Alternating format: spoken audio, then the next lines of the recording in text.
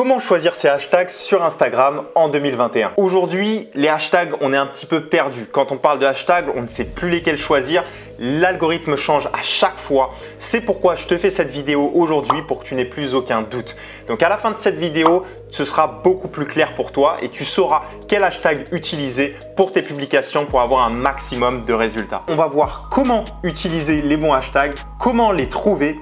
Puis enfin, on verra comment les optimiser pour que tu aies toutes les clés réunies pour le succès de ton compte Instagram. Donc maintenant, ne perdons plus de temps et rentrons directement dans la stratégie et voyons dans un premier temps qu'est-ce que sont les hashtags. Donc je ne vais pas m'attarder 15 ans en t'expliquant qu'est-ce que sont les hashtags, mais peut-être qu'il y a des gens qui ne connaissent pas. Les hashtags, c'est tout simplement le petit dièse que tu vois qui sert en fait à ranger ton contenu dans une catégorie lorsque tu l'utilises. C'est-à-dire que si tu partages du contenu de surf et que tu mets le hashtag surf, alors lorsque quelqu'un veut faire une recherche sur le surf ou cherche de nouveaux comptes Instagram, il aura juste à taper hashtag surf dans la barre de recherche Instagram pour découvrir plein de comptes qui partagent du contenu sur le surf. Donc en quelque sorte, ça te permet de catégoriser ton contenu dans une niche, dans un endroit où les gens pourront te trouver plus facilement et donc faire découvrir ton compte plus facilement aux autres personnes. Donc maintenant que tu sais que les hashtags, c'est le petit dièse permettant de ranger ton contenu dans une catégorie, je vais t'expliquer comment tu fais pour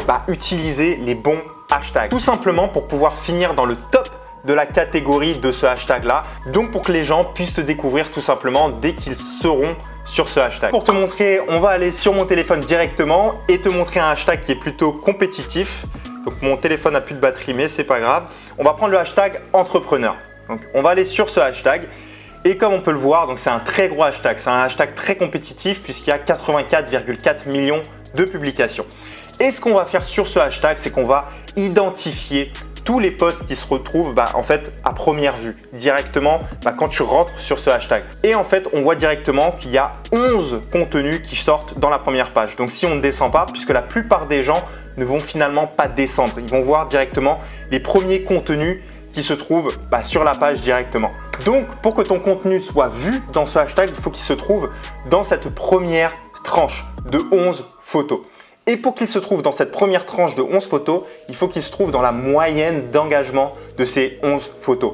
Donc tout simplement, on va aller voir ce post. Comme on voit, il a 844 likes en 13 heures. On va aller voir celui-ci en 11 heures, 227 likes, d'accord. Celui-ci, on est à 123 likes en 11 heures. Donc on peut voir que c'est très récent, les posts sont très récents. Et si tu arrives à te caler en fait dans cette moyenne des likes, donc peut-être que la moyenne des likes qu'on a vu est entre 300 et 400 likes par publication en à peu près 10-15 heures. Si tu te fonds dans la moyenne des likes des premiers posts que tu vois, alors c'est un premier critère à retenir pour l'utilisation de ces hashtags. Tu peux déjà le mettre de côté. Ensuite, il faut qu'il représente le contenu que tu vois. C'est-à-dire que si tu postes pas ce genre de photos du tout, que tu vas trouver donc dans cette première page, alors ça ne sert absolument à rien d'utiliser ce hashtag. Par exemple, si tu partages de la nourriture, c'est peut-être pas le hashtag qu'il va falloir utiliser, bien qu'on voit ici qu'il y a de la nourriture, c'est plus dans un contexte lifestyle. Donc il faut que tu aies une combinaison de deux facteurs. Le premier, que ton contenu corresponde au contenu des 11 premières photos de ce hashtag. Et le deuxième facteur, c'est que ta moyenne de likes que tu fais dans les 24 heures correspond à la moyenne de likes que tu vois de ces 11 premiers posts de ce hashtag. Ensuite, la question qui vient directement après, c'est combien de ce genre de hashtag tu dois trouver pour avoir une bonne stratégie de hashtag. Alors là, je te préviens tout de suite, il n'y a pas de bon nombre de hashtags à utiliser. Tous ceux qui vont te dire c'est 20 hashtags, c'est 25, c'est 30 hashtags, te racontent des bobards, tout simplement puisque j'ai pu analyser sur une période de 3 ans maintenant qu'il n'y a aucun nombre spécifique de hashtags à utiliser, c'est juste que tu dois tester. Moi, je te conseillerais d'en prendre entre 10 et 20, mais voilà, il n'y a pas de nombre, trouve-en un maximum qui te correspond et essaye de les partager. Voilà. Par contre, je te conseille vivement de faire plusieurs listes de hashtags. J'ai 5 listes de hashtags différents que je vais copier et coller sur différentes publications que je vais poster. Et ça, c'est super important pour qu'Instagram se rende compte que tu n'utilises pas que les mêmes hashtags encore et encore et encore. Donc, c'est beaucoup plus important que le nombre de hashtags qui va se trouver dans tes hashtags. Cependant, n'oublie pas que si une liste de hashtags marche pour toi, utilise-la le plus possible. Voilà, il n'y a pas de règle et si une liste de hashtags te convient et marche parfaitement, continue à l'utiliser jusqu'à ce qu'elle ne fonctionne plus. Je vois pas l'intérêt de changer ta liste de hashtags si celle-ci fonctionne. Mais de temps en temps, voilà, change pour pas qu'Instagram te prenne comme un bot qui utilise à chaque fois les mêmes mots dans ses captions. Donc maintenant que tu sais quel hashtag choisir pour ton compte, celui qui va te convenir le mieux et celui dans lequel tu auras le plus de chances d'être exposé, comment les trouver? Et bah tout simplement, vole-les à tes compétiteurs. Donc pour ça, c'est très simple. Imaginons que tu as un compte voilà, sur l'entrepreneuriat qui partage des conseils sur l'entrepreneuriat. Ce que tu vas faire, c'est que tu vas aller par exemple, revenons sur entrepreneur français. Donc voilà, c'est un plus petit hashtag que le dernier. Et ce qu'on va faire, c'est qu'on va aller dans les premiers posts toujours ici. Et ce qu'on va faire, c'est qu'on va descendre et on va aller voir les hashtags que cette personne utilise. Et donc de là, on va aller sur par exemple devenir entrepreneur, le hashtag devenir entrepreneur. Ce qu'on va faire, c'est pareil, c'est qu'on va identifier donc combien de likes ces personnes ont et en combien de temps. Donc là, tu vois, peut-être que tu peux être dans ce hashtag, mais il est plus petit. Tu vois s'il te convient, s'il convient à ton profil et tu le sélectionnes. Donc tout simplement, tu vas voir ce que font tes concurrents dans un premier temps. Et ensuite, ce que tu peux faire, c'est tout simplement continuer et aller voir dans les hashtags un peu plus nichés que entrepreneur.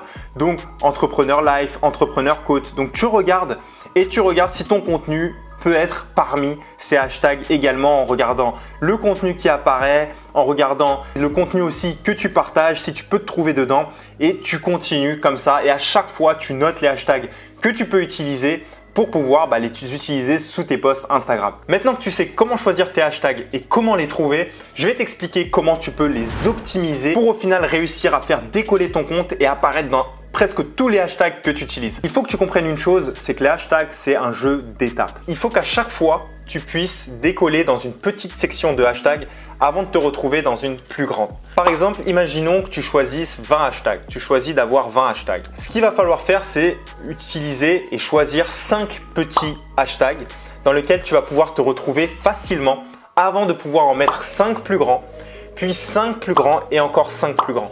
La technique marche comme ça.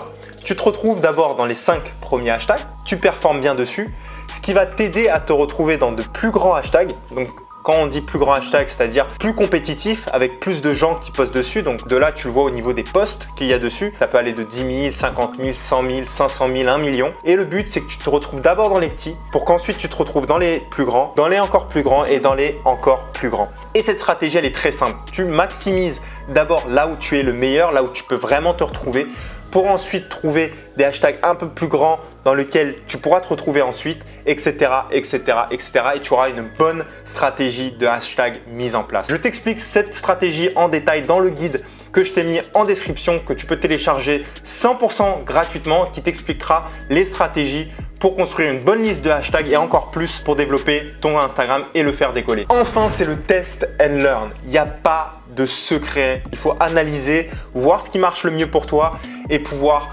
prendre ce qui marche, enlever ce qui ne fonctionne pas et continuer comme ça jusqu'à avoir des stratégies vraiment optimisées pour toi. N'hésite pas à regarder les autres vidéos que j'ai fait sur Instagram qui t'aideront à optimiser ton compte, à maximiser tes résultats sur la plateforme. N'oublie pas de t'abonner à la chaîne YouTube, de lâcher un like et bien évidemment, on se retrouve dans la prochaine vidéo les gars. Have a good day.